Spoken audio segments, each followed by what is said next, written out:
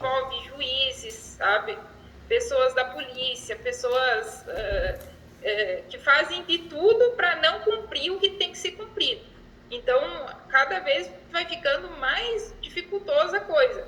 Mas como eu comecei com esses processos, eu não vou parar, eu vou até o fim, né? Então, eu estou tendo bastante dificuldade nessa questão, assim, não pelo fato de não saber, mas pelo fato de eles fazem coisas erradas. Os próprios juízes e desembargador, doutor, essa questão, ó, tinha uma reintegração de terra, tá?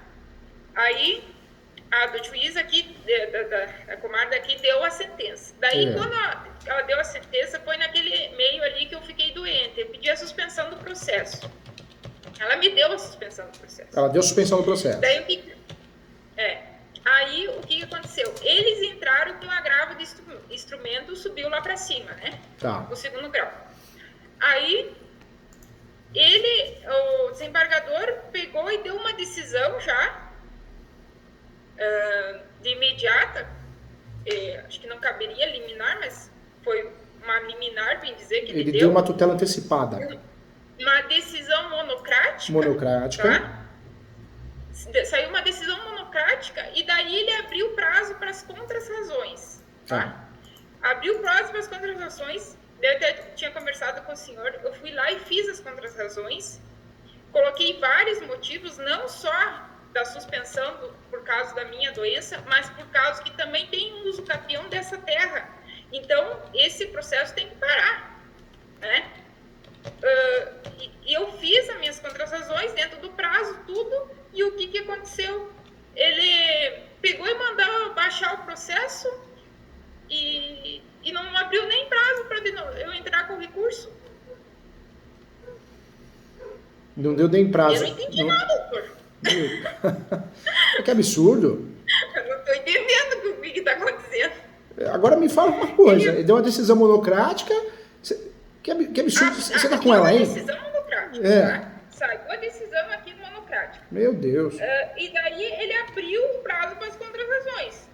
Fiz as contrarrazões dentro do prazo. Dentro do prazo. Aí ele pegou e colocou outras decisões e pegou e simplesmente mandou baixar o processo e que siga. Tá aqui, ó, a decisão dele, ó. O agravo de instrumento interposto por fulano de tal foi provido em decisão monocrática proferida em 16 de dezembro. Evento 6. Assim, descabida a apresentação de contrarrazões pelo agravado, pelo que não conheço da petição do evento 12. Tem sentido, hein? Sem sentido. Tem sentido.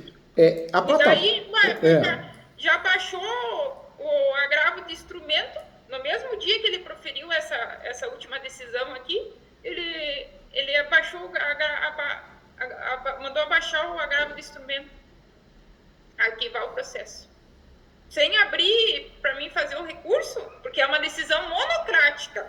Eu poderia entrar daí com um recurso para um recurso interno, né? Poderia sim. Um agravo interno, né? Poderia e pode, né? E deve fazer, viu? Na verdade, quando nós temos... mas doutor, mas tá baixado esse agravo, daí como é que eu faço? Quer ver? Eu queria dar uma olhadinha. A doutora consegue abrir, se a doutora clicar numa televisãozinha com sinalzinho de mais, eu consigo ver. Ou pode mandar para mim, eu abro aqui também. Eu vou em arquivo de vídeo, não, compartilhar tela? Isso, compartilhar a tela. Tá. Porque foi uma decisão monocrática que ocorreu de segundo grau, né? Uhum. Então, dá assim, pelo que a doutora está falando, nós podemos trabalhar com o agravo interno, que é o recurso interposto contra essas decisões monocráticas proferidas pelos relatores. Foi o relator do tribunal que proferiu, né? Sim. Então, dá para a gente trabalhar assim, com o objetivo de fazer uma reanálise. Dá para trabalhar e tem que fazer, só que o prazo tem que ficar atento, porque o prazo é 15 dias. E como está esse prazo, doutora? Sim. Essa última decisão que ele deu foi o dia 22 de fevereiro. Daí eu fiz a contagem, vai dar 15 dias, agora é dia 16 de março. Eu posso entrar com recurso. Pode entrar com recurso, está dentro do prazo então. Posso. Dá para fazer. E daí seria um agravo interno, né? É um agravo interno. E, inclusive, é um recurso que não pode ultrapassar de 10 folhas, 10 laudos, então dá para fazer sim. Esse recurso, a doutora pode trabalhar ele muito bem, com base no 1015 e com 1020 do CPC, viu? 1015. E 1020. A 1020, né? Do 1015 ao 1020 do CPC. Pode pedir justiça gratuita também. Uhum. Já é beneficiário de justiça gratuita nesse caso? Sim, já. Ah, então, eu costumo dizer que o céu é o limite. Mas, Não é verdade? eu fiquei apavorado, porque como é que pode acontecer? Não, olha esses processos que eu tenho sofrido, porque acontece de tudo. O nível do judiciário está bem diferente. Ele deu uma decisão monocrática, que esse eu chamo de... Mas depois eu posso mandar para o senhor dar uma olhadinha. Pode mandar sim, olha para você. Porque você fez a interposição... Ele deu uma decisão monocrática quando ele já julgou sem antes das contras-razões. Ele já deu a decisão monocrática antes. Daí, depois que ele deu a decisão monocrática, ele abriu o prazo para mim entrar com as contras-razões. Eu entrei dentro do prazo, certinho, com as contras-razões. Aí, ele deu a última decisão dele, ainda está ali eu peguei a tela do processo, outras decisões. O agravo de instrumento interposto fulano tal foi promovido, decisão monocrática por fim 16 de dezembro, assim descabida a apresentação das contras-razões. Descabida, se ele mesmo abriu o prazo para mim entrar com as contras-razões. Não tem sentido. Por isso, quando ocorre a interposição de um recurso de apelação e contra uma decisão em juízo de segundo grau, onde o relator, e nesse caso ele fez isso, ele negou, né, o pedido baseado na inadmissibilidade antes das contrarrazões. Ou seja, ele agiu de forma intempestiva até, né? Ele não respeitou o ato processual. Tudo bem, contrarrazões, nós sabemos que ela é, de fato, facultativa, assim como as razões finais, ela é facultativa. Mas não é, vamos dizer assim, educado ele fazer isso, entendeu? Não é o cronograma lógico do processo. E sabe o que eles alegaram? Que essa suspensão que ela deu depois já de transitado em julgado, e não é verdade. Eu consegui, porque foi assim, eu pedi a suspensão, ela não quis dar no primeiro momento, aí eu pedi a reconsideração, aí ela deu, só que daí já estava quase ali findando o prazo para transitar em julgado a sentença.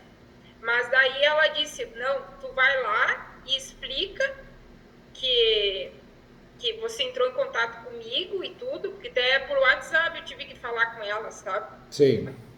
E tu diz que eu entrei em contato, que foi entrado em contato e com ela e tudo, e ela disse que ela ia, independente da decisão que ela ia dar, ela ia me dar um prazo para mim fazer o recurso. Mas daí ela, no segundo momento, ela disse, não, eu vou te dar a suspensão, sabe? Me deu a suspensão. Então estava dentro do prazo, tudo certinho. E daí eles pegaram e entraram com esse agravo aí, do nada, e conseguiram fazer tudo isso aí. Não, faz o agravo interno. Assim, doutor, é absurdo. Que assim, ó, esse pessoal que eu tô lidando, eles são da máfia mesmo, sabe? Não são pessoas normais, cidadãos comuns, são da máfia. Por isso que eu tô enfrentando todo esse tipo de coisa aí, porque não pode um processo tramitar assim normalmente com todos esses embrólios aí jurídicos. É uma decisão que ele dá uma decisão monocrática, não abre recurso, depois que ele abre o recurso, daí ele vai lá, baixa o processo. É uma coisa assim que não dá para entender. Não tem sentido. Foi assim, ó, até agora eu passei por, nossa, muitas dificuldades nisso aí. Essa juíza, tinha 3 juízes aqui, agora essa juíza foi embora, porque ela estava morando em Caxias do Sul e atendendo Lagoa Vermelha. Daí vem agora a lei, que os juízes, já tinha lei, mas fizeram vigorar agora, que os juízes têm que estar na comarca, aí ela caiu fora. Mas o que acontece? Antes, ela tinha a suspeição, porque o advogado dessa parte tinha alugado a casa para ela morar aqui em Lagoa. Daí, quando ela foi embora, ela quis de volta o processo, porque daí ela não se declarava mais suspeita.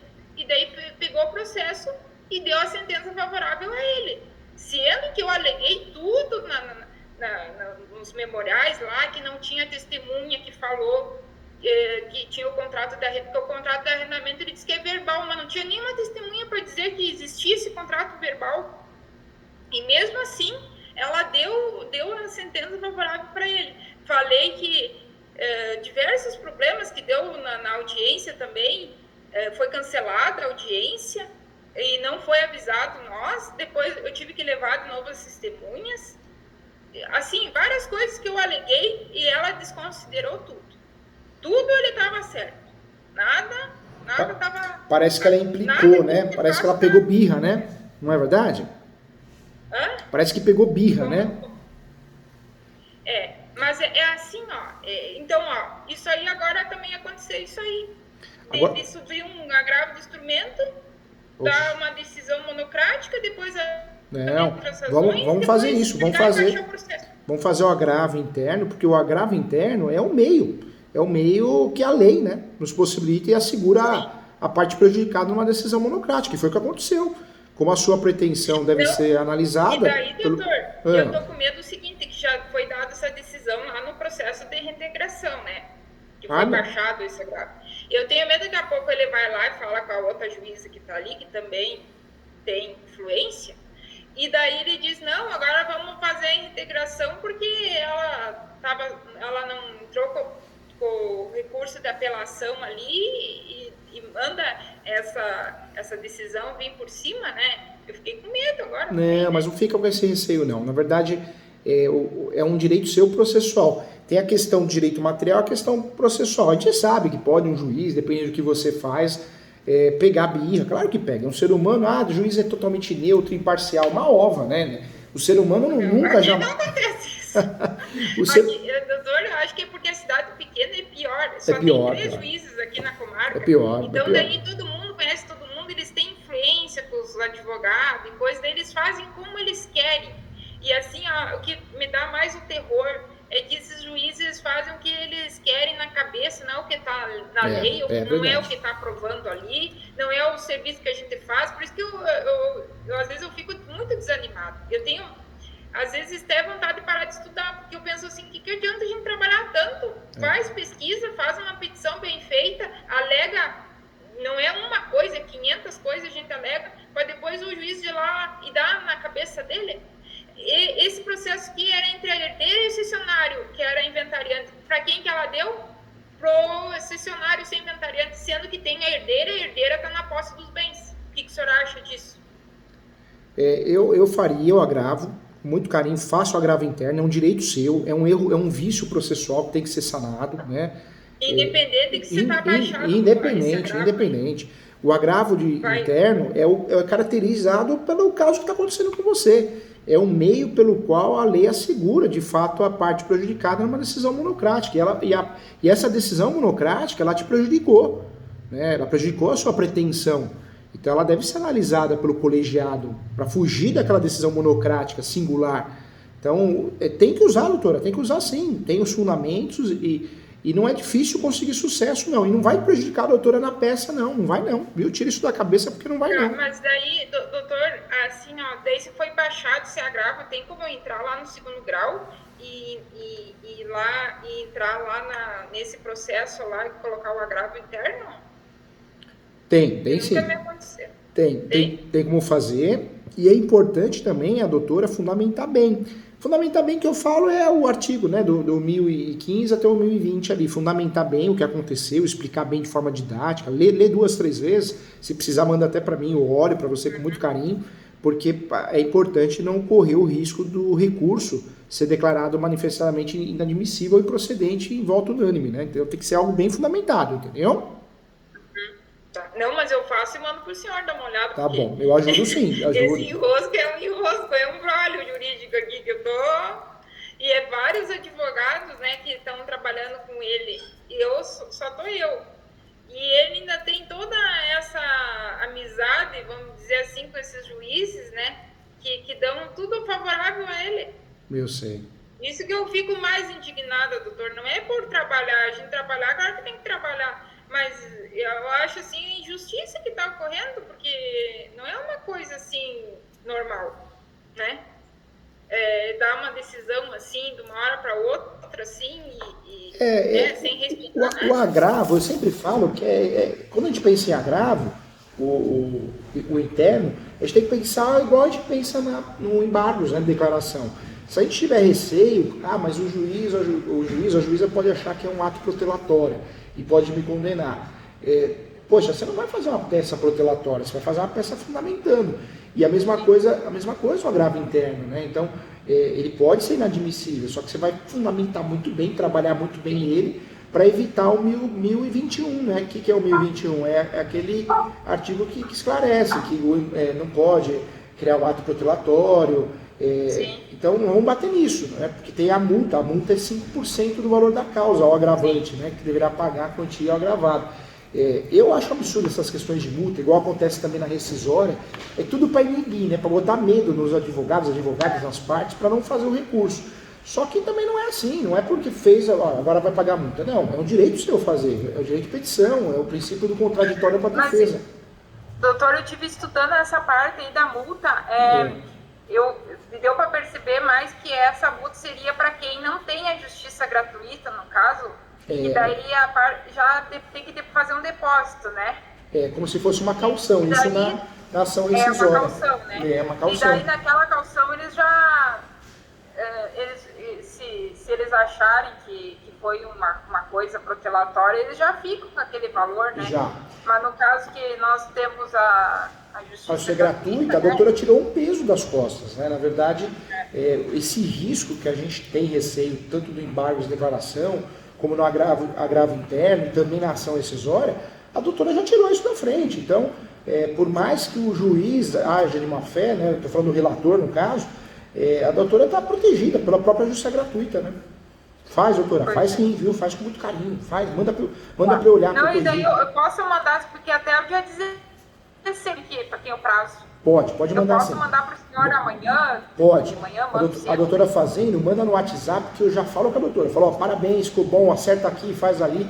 Se a doutora permitir, viu? Eu baixo ele e faço alguns acréscimos. Se a doutora deixar autorizar. Eu quero muito. Não quero... Eu quero muito, doutor. Não porque quero assim, ser interno, né? Eu quero ajudar, viu? E isso tudo está gerando uma insegurança em mim, porque eu vejo assim que as coisas não são normais, assim. Eu vejo que não é uma coisa normal, assim, de procedimento normal que eles estão fazendo, sabe? Eu acho que, eu tenho quase certeza que eles tinham alguma amizade com esse desembargador aqui, que não é possível. Eu fiz as minhas contratações tudo bem certinho, fundamentei e não falei só uma coisa, falei várias coisas que aconteceu no processo, que nem no caso de ter uso capião, tem uso capião dessa terra, já entrei com o processo de uso capião e tudo, e mesmo assim eles não consideram nada. Inclusive, doutora, dá uma olhadinha, não sei se a doutora lembra, no artigo 932 do Código de Processo Civil, porque esse artigo traz as situações, as incumbências ao relator. Então, se a doutora conseguir bater nisso, que não seguiu o que incumbe ao relator, isso também ajuda a fundamentar bem, viu?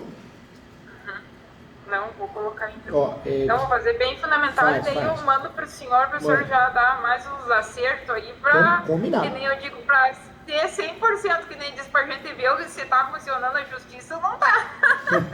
Eu acho que não está funcionando lá. Eu acredito nisso. Está combinado, pode mandar. Então amanhã eu já espero esse agravo para fazer alguma sugestão, alguma correção, com muito carinho e respeito, tá? Porque o seguinte, eu estive pensando também, tem a ação rescisória e a ação de anulatória também. Mas daí, no caso, seria que já transitou em julgado, né? Na verdade, tem essas possibilidades também. Ele, na verdade, já colocou aqui que o processo lá tinha transitado em julgado, né? Ele colocou esse desembargador.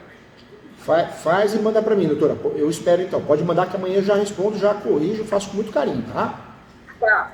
Viu, doutor? E essa, já aproveitando, essa ação rescisória, no caso, é uma ação que, vamos dizer que a sentença já transitou em julgado, eu posso entrar daí, no caso, com essa ação? Pode, porque a ação rescisória, com base no 966, a doutora achando um daqueles motivos, dos incisos, é taxativa, né? Ela não é exemplificativa.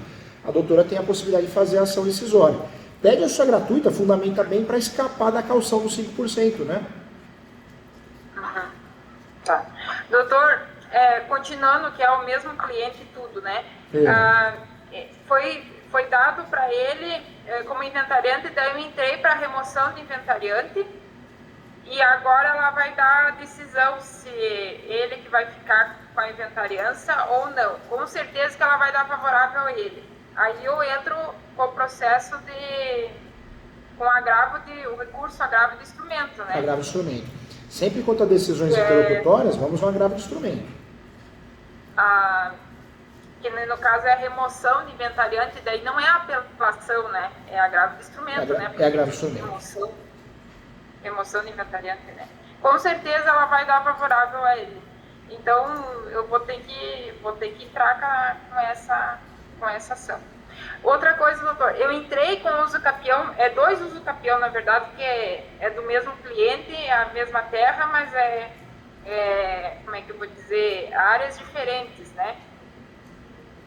Eu entrei com 2 uso capião. Daí eu pedi um pedido de liminar para esses uso capião.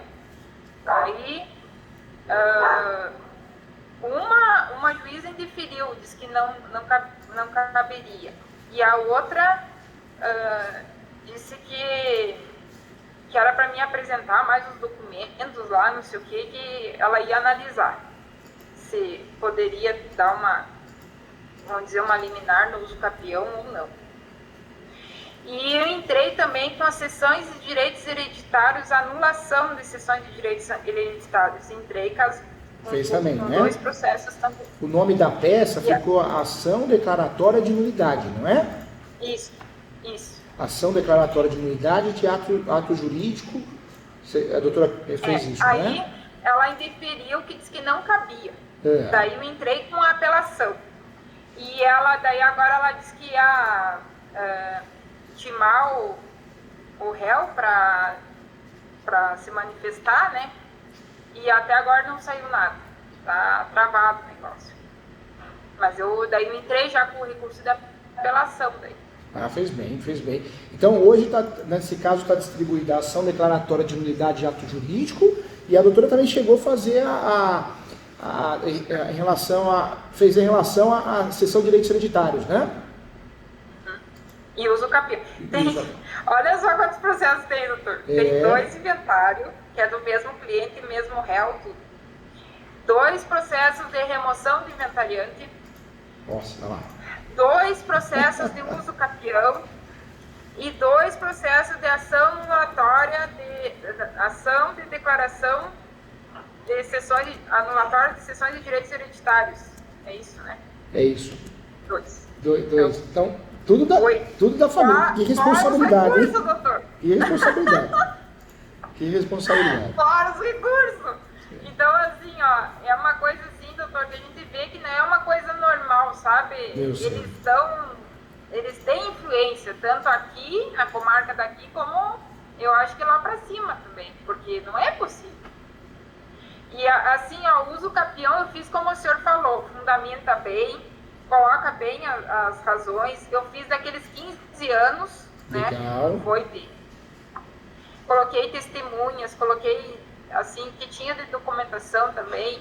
Fiz o levantamento dos imóveis e agora estou esperando e está parado lá os processos, sabe? Esse de uso capião para, os outros seguem bem rapidinho e aqueles lá estão parados. Mas o uso capião, eu lembro que nós fizemos um croquis juntos, né? Eu fiz a correção da peça, ele está bem feito, bem fundamentado, está bem forte, né? Eu acho que o senhor não chegou a olhar o meu... Não foi aquele uso capião que a doutora fez o pré-questionamento de recursos superiores, não foi? Não. Não?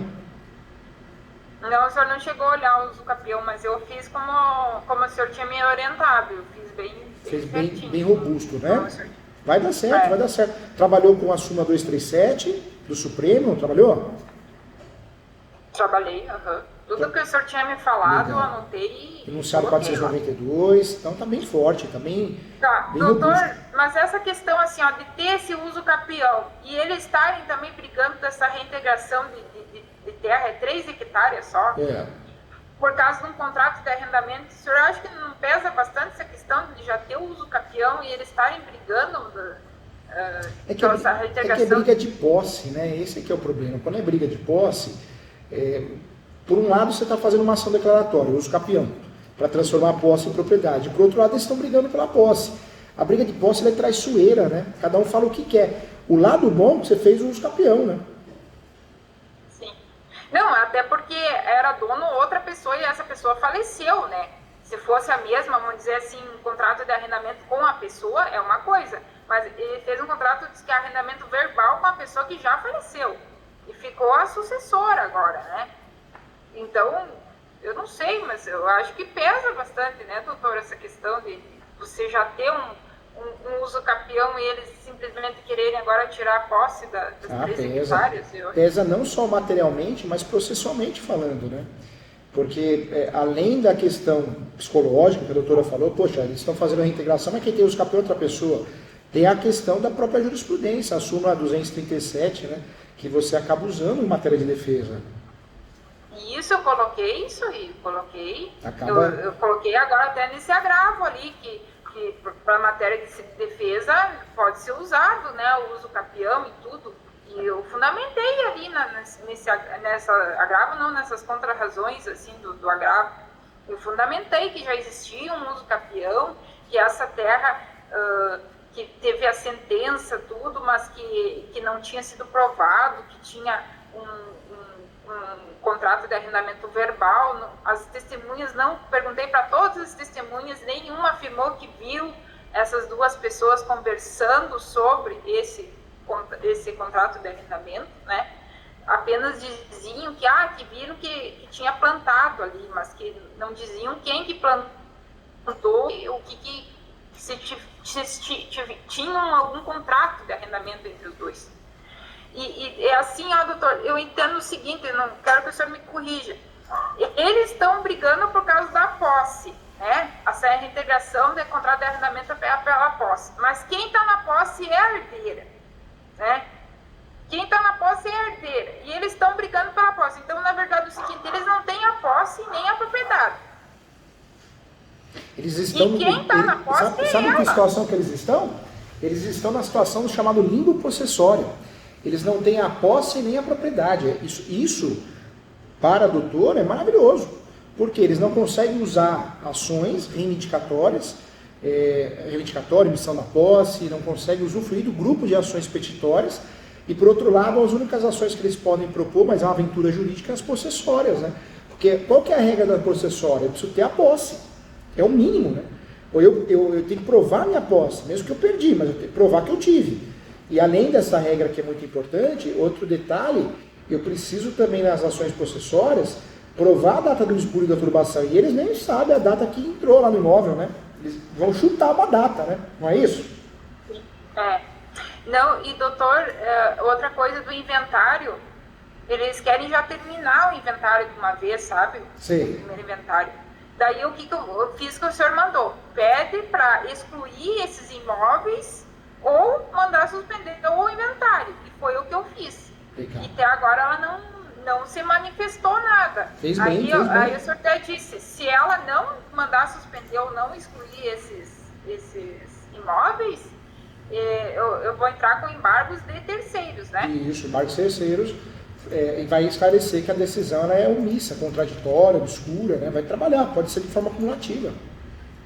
Porque daí o que eles querem? Eles querem terminar esse inventário para eles terem a propriedade disso aí, entendeu? Porque aí a briga é outra. O que eles vão fazer se eles conseguirem terminar o inventário?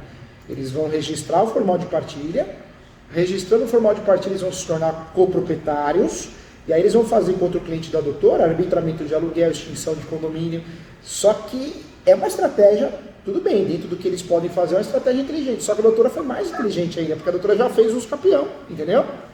Sim. Não, e daí assim, não tem como a juíza lá terminar com esse inventário sem saber o que vai dar de seu uso campeão, ou então excluir, eu acho que não tem como, né, o correto, de fato, é a juíza, em primeiro lugar, né? O ideal é ela fazer isso. Ela suspende o inventário até que seja decidido o campeão. É o comum, é o correto. o judiciário a gente tem decisões diferentes, juízes que acabam errando, usando outras teses, mas é o comum é fazer isso. E esse embargos de terceiro tem que entrar no próprio juízo de admissibilidade aqui de primeiro grau, né? Primeiro grau. Agora, um detalhe também, eles não se habilitaram ainda a ser uso capião, né? Eles não entraram, né? Não. Mas a doutora já prepara o psicológico, hein? Eles vão se habilitar, ou como terceiro interessado, ou vão apresentar uma contestação, isso é fato, hein? Uhum. E não é por isso que a doutora vai perder, vai ganhar do mesmo jeito, porque é uma ação declaratória. E até porque daí eu entrei com a sessão de direitos hereditários, anulação na sessão de direitos hereditários também. É outra briga que agora ela já chamou eles intimou eles para vir. Eu falo porque a gente tem isso, né? Você tem um uso capião bonitão, igual a doutora tem, um uso capião bem feito, bem elaborado. Aí alguém se habilita, pronto, opa, se habilitou, vou perder a ação. Vai perder nada. Vai perder nada porque se a doutora de fato fez os capião, eu sei que fez muito bem feito, e o cliente está falando a verdade, mesmo que contestar a uso capião, a doutora vai ganhar. Não é porque alguém contestou o uso capião, contestou a posse, ou se habilitou como terceira interessada, que a doutora vai perder a ação, viu? Vai ganhar a ação do mesmo jeito. Não, e doutor, ainda inclusive o advogado dele pediu que era para, como nós não pagamos impostos, né, não foi pago os impostos ali, né, porque eu pedi uso capião justamente também para não pagar os impostos ali, claro, né, no inventário. Aí o que aconteceu? Ele disse assim que era para a juíza mandar pro tabelionato, como é que é, invalidando as sessões de direitos hereditários da minha cliente. Mas aí que tá, né? Lembra que a gente conversou? Quando tem vara especializada, vara de registros públicos, é um juiz, uma juíza que só julga o uso capião. Então ele entende do assunto, ela, o cartório. Quando é vara civil, tudo pode acontecer. Pega um juiz que não gosta do assunto, uma juíza, faz besteira, faz marmelada. Por que faz marmelada? Porque não conhece o assunto, acabou de julgar um divórcio, uma batida de carro, um furto, talvez um atropelamento de uma galinha, entendeu? E aí vai julgar o uso capião. Na cabeça dele ou ela não entra, ele não consegue entender que posse é um direito sui generis, anunciado 492. Ele ou ela faz confusão, infelizmente faz. Não, mas ele pediu esse advogado, mas eu acho que só se ela sair muito fora da casa para fazer uma coisa só sai fora da casinha, não vai não. Só se o judiciário sair muito fora da casinha, que pode acontecer, mas em regra não vai não. Até porque daí, se ele fizer isso, eu entro com embargo. Né, Agora uma coisa que eu falo, o doutor está fazendo um trabalho muito bem feito, viu? As peças corretas, teses corretas, pautada na estratégia correta, então tem que dormir tranquilamente, porque o serviço está sendo bem feito. A doutora foi muito... Mas eu tenho suprido, doutor. Oi? Se não, o senhor para me ajudar, não sei o que seria aqui. Mas doutor, eu tenho, além de saber que o senhor tem conhecimento, tenho confiança no senhor, eu respeito muito o que o senhor fala e que nem eu digo para mim, o que o senhor fala é realmente lei, porque eu sei que o senhor tem conhecimento, o senhor estuda, o senhor sabe o que está falando. E aqui, que nem eu disse, mesmo que eu tivesse um colega, não tem assim para quem perguntar e dizer assim, é realmente isso aqui, né? Às vezes a gente quer trocar uma ideia com um colega e dizer assim, é realmente isso aqui? Eles não sabem, eu não tenho confiança também em acreditar da pessoa que a pessoa vai dizer assim que é isso aqui. É difícil, entendeu? Porque o operador do direito, eu não sei, acho que é o ego, né? Você pergunta para um colega, o que você acha disso? Em vez de o colega falar assim, olha, eu não sei, vamos pesquisar juntos. Não, é assim, às vezes ele ou ela está te ensinando errado por ego, e não pode ser assim, porque a gente está lidando com a vida das pessoas, é o seu nome, e no seu caso é mais difícil ainda, porque não é só uma ação para você e o seu nome como advogado, mas é uma questão também de família, então a cobrança é muito maior, né? Então é difícil. Não, e eu disse agora, eu me meti nisso aí, nem que eu sofra, nem que eu digo até o fim, porque, né, doutor, eu assumi isso aí. Se eu dissesse assim, não, eu sabia que ia ser difícil, eu sabia com quem ia lidar, sabe? Sim. Então eu vou até o fim, eu tô sofrendo, mas eu acho que se eu comecei, agora eu tenho que terminar, né? Eu acho que algum momento vai ter um fim isso aí, né, doutor? Eu acredito que vai. Em algum momento vai. Nesse momento também, nós temos que pensar de forma estratégica, né? Nesse momento não tem que ser rápido, tem que ser lento, porque o seu uso capião precisa ser decidido. Quanto mais tempo você ganhar agora, melhor para você conseguir ter sucesso no uso capião. Aí depois, né, num segundo momento, que depois já saiu a decisão do uso capião, aí sim, aí acabou, aí vamos embora. Vamos para a briga de outros Só que fatores. veja bem, está parado. Esses processos que tinham que seguir do uso campeão está parado. E os outros estão andando, né? Tá andando. Inventar isso, aquilo. Eles querem terminar lá tudo e o uso campeão parado, né? Mas vou fazer o quê? Mas eu acho que eu tenho que ir entrando com recurso e indo até aonde der para ir, né? Tem que ganhar tempo, tem que ir fazendo recurso, seja embargos, seja o que for, porque a doutora precisa ganhar tempo, até que tenha uma decisão efetiva do uso capião. O uso capião já foi uma ação demorada, hoje nós temos decisões de uso capião de um ano e meio, então pode ser que a doutora segurando tudo isso consiga. E outra coisa, doutor, eu rezo muito que venha um novo juiz aqui para Lagoa, que seja uma pessoa realmente decente, que queira fazer justiça, para mim chegar para conversar, explicar toda a situação, é isso, isso e isso, né? Fazer o que tem que ser feito. Eu acho que o momento que se chegar um juiz aqui em Lagoa que queira fazer realmente conforme as coisas têm que ser, conforme a lei, com certeza que eu acho que vai ser resolvido bem rapidamente isso aí. Mas como está dessa maneira, agora está só 2 juízes e os 2 juízes são propícios a ele, que a gente sabe disso, a gente sabe que tem influência, vai continuar esse imbróglio, mas eu não vou desistir, eu vou, que nem eu disse para o doutor, eu vou continuar entrando com os recursos e até chegar a esse outro juiz. E outra, ganhar tempo é bom para a doutora por quê? Porque a doutora consegue fazer um acordo, talvez, né? Não estou falando que vai acontecer, mas pode ser. E também consegue fazer com que os campeões sejam julgados. Então, está fazendo a sua parte, entendeu, doutora? Está fazendo a sua parte. Sim. Não, eu nem dizer, eu tenho muita fé, né, doutor? Porque o senhor sabe que não é fácil. Lidar com a justiça é uma coisa que não depende só da gente, é dos juízes, a gente depende bastante. E tem advogado maluco, não é só né? Da Advogada lei, que fala causa ganha, né? Dá raiva disso, né? Promete para o cliente, a causa ganha. A gente acaba sofrendo bastante. Eu sou uma pessoa assim que eu me exijo bastante. Que nem eu disse, claro, qualquer um pode errar, né? Mas eu sei que eu não quero errar, eu quero fazer a coisa certa e conseguir, né? Até porque, assim, por um senso de justiça, né? No senso de justiça, porque as pessoas estão acostumadas sempre a fazer a coisa errada e sempre dá tudo certo. Que nem eu disse, eu quero chegar a fazer a coisa certa e dar certo, né? Chegar até o fim e dar certo. Porque esses tipos de pessoas aí, eles têm outras questões judiciais, eles sempre estão ganhando de tudo, sabe? De todos. E sempre pelo errado, não pelo certo, pelo correto, como tem que ser a lei, conforme a lei. É sempre pelo errado.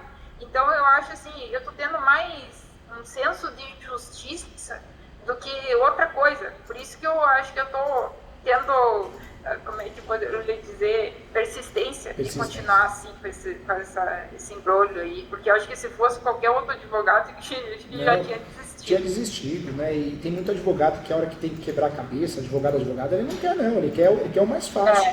Eu lembro que eu dei uma aula faz uns 6 anos, numa pós-graduação, e eu falei, gente, desculpe o pessoal me perguntar, mas quem aqui já fez um recurso? 48 alunos. Ninguém tinha feito um recurso. E olha que o que tinha menos tempo de advocacia tinha 5 anos. Ou seja, tem muito advogado que não sabe fazer recurso, não quer aprender a fazer recurso, porque na cabeça dele, doutor, ele para onde ele ou ela? Para no acordo. Ele foi treinado para fazer acordo, entendeu? Doutor, eu quero, já aproveitando contar, eu peguei só um processo trabalhista, sabe? Sim. Porque era pessoal do interior, trabalho muito com pessoal do interior. Ele era um caseiro lá, e ele disse pra mim, que ele ficou mais de 27 anos lá, trabalhando lá, e morava lá no local e tudo, e daí morreu o patrão dele, o chefe, e ficou sucessores, né? Daí, o que aconteceu? Eu entrei com a reclamatória, tudo pedindo, ele estava morando lá, e eu queria que ele continuasse lá morando. Aí, eles entraram com uma reintegração de posse. Entraram com a reintegração de posse. E daí, pediram para ele sair de lá. E daí, sabe o que eu aleguei? Eu aleguei o seguinte, que eles já tinham arrendado, sem demitir o cara de lá, eles pegaram e arrendaram essa terra. Onde ele morava, eles pegaram e arrendaram. E eu coloquei na minha tese, eu não sei se eu viajei muito, mas eu coloquei o seguinte, eles, na verdade, propriedade nem a posse. Porque agora eles são sucessores, né, doutor? Sucessores. Na verdade, quem tem a posse é possuidor, temos usado, né? O posseiro, né? E quem tem a posse... Porque não está no nome, não tá no nome deles, estava registrado no nome. E aí quem tem a posse, o possuidor, faleceu, né? O que ele pode fazer? Ele pode vender o que tem, que é a cessão de direitos possessórios e afins, entendeu? Tá, mas eu só quero lhe dizer o que eu aleguei, só para o senhor ver se eu viajei muito. Conta comigo sim. Daí eu disse o seguinte, que eles não tinham a posse nem a propriedade. E a posse que eles tinham passado para o arrendatário, porque eles tinham arrendado lá, sem demitir o empregado. Primeiro, eu acho que é o seguinte, o correto seria primeiro demitir o empregado sair de lá, e depois eles arrendarem. Eles não, eles arrendaram lá e depois daí queriam demitir o empregado. Daí eu peguei e aleguei o seguinte, que eles não tinham a posse nem a propriedade, e daí queriam tirar, que eles não eram legitimados para tirar a pessoa de lá, porque eles não tinham a posse nem a propriedade. Por que eles iam conseguir tirar de lá? O senhor acha que eu viajei muito? Não que viajou, viu, doutor? Mas você sabe que, infelizmente, tem umas teses malucas que são reais, né? Que nem uso capião. Quem pode fazer uso capião hoje, atualmente? Quem tem a posse direta, mora ou tem comércio, atividade lucrativa, produtora. Quem tem a posse indireta, quem aluga ou empresta ou arrenda. E quem também tem a posse alternada. Quem tem a posse alternada é aquele que toma conta. Então eu tenho uma propriedade rural, ela fica fechada, não tem caseiro, não tem ninguém, eu fecho ela, coloco o cadeado, depois eu vou embora, volto, abro de novo. Então essa pessoa também pode fazer uso capião, entendeu? Mas até aí... Não, até eu propus para ele fazer uso capião, mas daí ele achou que eu disse talvez possa ganhar ou possa perder, né? Mas daí ele achou melhor não, que em casa... Só que o seguinte, eu meio que levantei essa tese assim, meio questionando o seguinte, eles são sucessores, mas eles não têm a posse porque eles não moravam lá, entendeu, doutor? Eles não moram lá. Entendi. Eles não têm nem a posse e nem a propriedade. E daí eles queriam tirar o cara de lá, mas daí já tinham arrendado aquela parte lá para outra pessoa. O problema qual que é? Que hoje eu posso fazer uso capião com posse alternada, posse direta, posse indireta. Eu não preciso ter o tempo de posse completo também. Eu posso fazer uso capião com soma de posse originária do meu pai e da minha mãe. Eu posso fazer uso capião com a posse derivada, aquela posse que foi comprada. E eu posso fazer uso capião e ainda, né, posso contabilizar essa posse no decorrer do processo. Então, se a ação do uso capião demorar 3